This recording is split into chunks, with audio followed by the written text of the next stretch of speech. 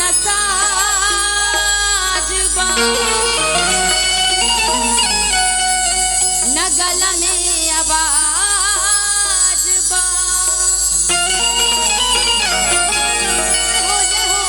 जी फिर भी मैया हमारा तोहरे पनाजबा कि जाना तानी मैया तू तो बाड़ू भोली हो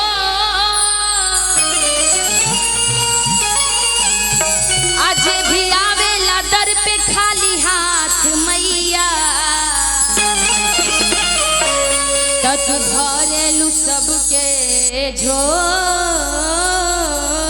हो।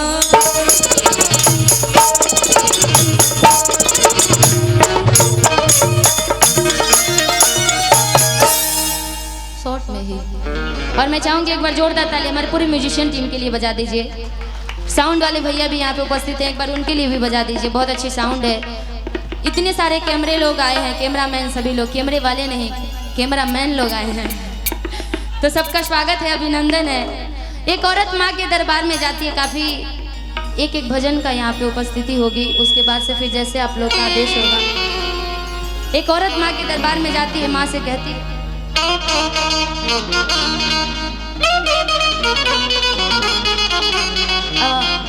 फरमाइश आई है कि निशा जी अपना वो भजन जरूर गाइएगा, बनल रहो नैहरवा ये मैया बनल रहो ससुरवा। तो आप सबके बीच में मेरी माताएं बहन भी उपस्थित हैं, तो उन सबके लिए एक औरत माँ के दरबार में जाती है, माँ से कहती है कि माँ एक औरत होने के नाते, एक बेटी होने के नाते मेरा ये फर्ज बनता है कि मैं दो दो घर की लड़की हूँ, मैं दो दो घर की औरत हूँ, दो दो घर संभालना होता है। माँ अपना आशीर्वाद प्यार मेरे ऊपर बनाए रखना। और माँ से बड़े प्यार से अरदास लगाती है, विनती करती है और कहती है, क्या साउंड वाले भैया थोड़ा सा देख लीजिएगा कि बनल रहो नई हरवा मैया आ बनल रहो ससुरवा। और बहुत बहुत धन्यवाद आप सभी को कि आप सब इतना मुझे पसंद करते हैं। मेरा YouTube चैनल है निशा उपाध्याय एंटरटेनमेंट के नाम से, और पेज है मेरा, दो पेज है, निशु हिट्स और निशा उपाध्याय के नाम से, जिस पे 70 लाख लोग फॉलोअर्स हैं मेरे, 70 लाख लोग मुझे फॉलो करते हैं। तो भोजपुरी में नंबर 1 पे फॉलोअर्स मेरा है, तो इसके लिए भी बहुत बहुत धन्यवाद आप सभी को। एक बार जोरदार ताली मेरे तरफ से आप लोग अपने, इतना प्यार आशीर्वाद देते हैं आप सभी। और औरत कहती है क्या कि बनल रहो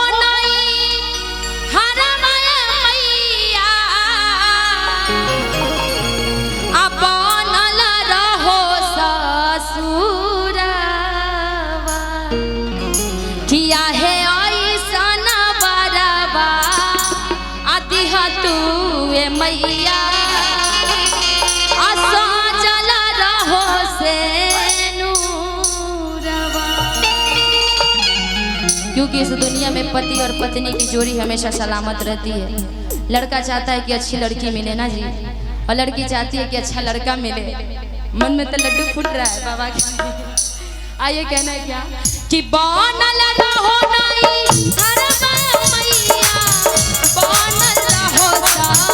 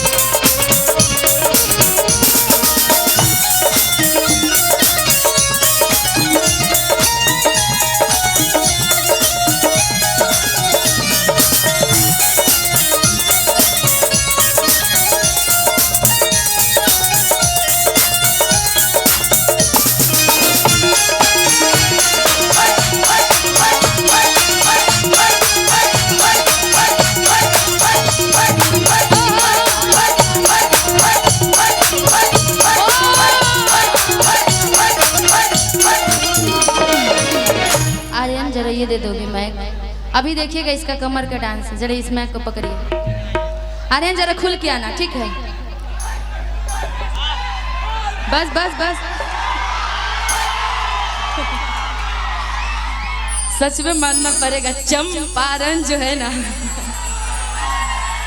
आप लोग सच में कलाकारी को समझते हैं, सबसे बड़ी बात है। तो आप सभी को बहुत बहुत धन्यवाद, और निशा के तरफ से आप सभी को आई लव यू। ये प्यार आशीर्वाद है आप लोगों का, जो इतना प्यार आशीर्वाद मिलता है। बहुत बहुत धन्यवाद आप सभी को। आर्यन जरा खुल के आओगे, ठीक है? इधर से एकदम शर्माना नहीं, जैसे कमर का डांस करते हो, ठीक है? कि जमपुर शीतला धाम चौकिया,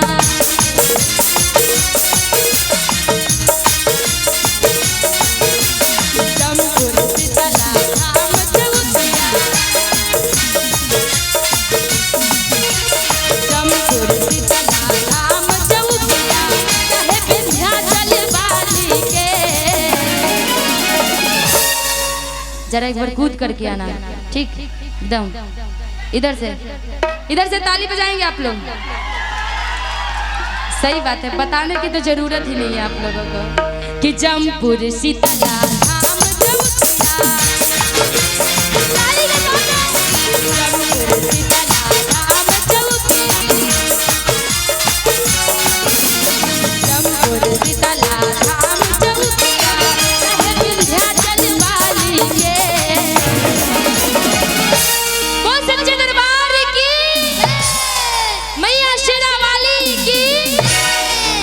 इधर से किसेरा वाली के।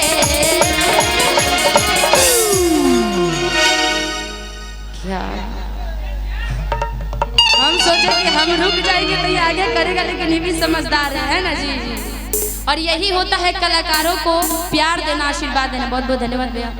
यही प्यार होता है जो आप लोग समझते हैं कि कलाकारी किसे कहते हैं। इतने छोटे छोटे बच्चे में कला देखिए, किसेरा वाली के। इनको लेकर के, मदन जी को लेकर के पकड़ो इनको, बोलना कि आपको भी चलना है माँ शेरा वाली के दर। चलिए आप कहाँ चलना है? माँ शेरा वाली के। इनसे बोलो थोड़ी देर के लिए, समझो ना कि एक्टिंग में सब कुछ होता है, ठीक है? मम्मी पापा सब लोग बनना पड़ता है, तो थोड़ी देर के लिए पापा तुम्हारे यहीं हैं, ठीक है? कि लाले लाले नया नया कुर्ता सियाई, पापा जी से कहे कुछ दाम दिलवाई।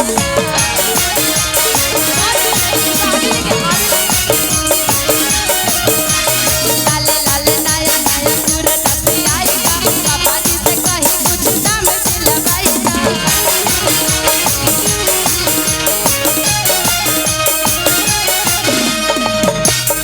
आर्यन, यही समझने वाली बात होती है। गाना मैंने क्या गाया? लाले लाले नया नया कुर्ता सियाई दो, अब पापा जी से कही कुछ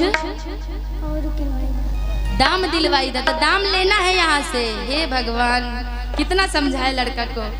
देखो कोविड-19 चल रहा है, देख रहे हो ना कितना दिकदारी है। यही आएगा तो हम लोग कमाएंगे खाएंगे ना।